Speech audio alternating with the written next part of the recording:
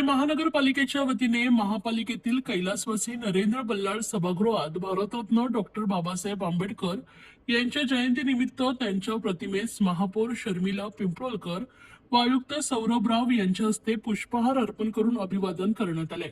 यावेळी अतिरिक्त आयुक्त 2 प्रशांत रोडे यांच्यासह महापालिकेचे कर्मचारी व समाज बांधव उपस्थित होते। त्यानंतर कोटनाका येथील त्यांच्या पूर्णाकृती पुतळ्यास पुष्पहार अर्पण करून अभिवादन करण्यात आले। तर ठाणे महानगरपालिकेतील पहिल्या मजल्यावरील पत्रकार कक्षातही डॉक्टर बाबासाहेब आंबेडकर यांच्या जयंतीनिमित्त त्यांच्या प्रतिमेस महापौर शर्मिला पिंपळकर व सभागृह नेते हनुमंत जगदाळे यांच्या हस्ते पुष्पहार अर्पण करून अभिवादन करण्यात आले।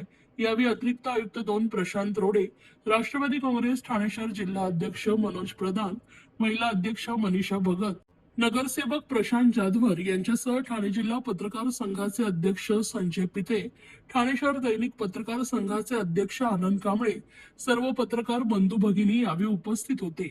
यावेळी नवीन पत्रकार कक्षात लावण्यात आलेल्या छायाचित्र प्रदर्शनाचेही महापौर व पदाधिकाऱ्यांच्या उपस्थितीत उद्घाटन पार पडले आहे। डॉक्टर बाबासाहेब आंबेडकरांच्या जयंतीचं आयोजन केलं त्याबद्दल प्रथम मी धन्यवाद देतो।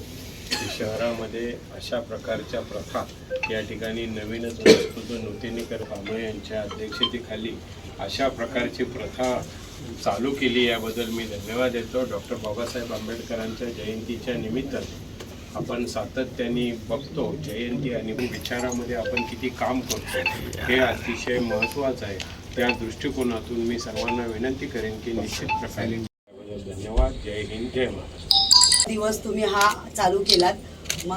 मला माझ्या कल्पनेतून मला वाटतं की मी पहिल्यांदाच पत्रकार तुमच्या ह्याच्यामध्ये दालनामध्ये हा कार्यक्रम आज डॉक्टर बाबासाहेब आंबेडकरांनी सर्वांना खूप खूप तुमचे आभार पण मानते आणि धन्यवाद पण देते। आणि शिका, संघटित व्हा आणि संघर्ष करा। जीवनाचा महामार्ग दाखवणारे आणि संविधानाचे कवच आम्हाला आपल्या सर्वांना देणारे महामानव बोधिसत्व डॉक्टर परमपूज्य डॉक्टर बाबासाहेब आंबेडकर यांच्या 135व्या जयंतीनिमित्त आपल्या सर्वांना माझ्याकडून खूप खूप शुभेच्छा।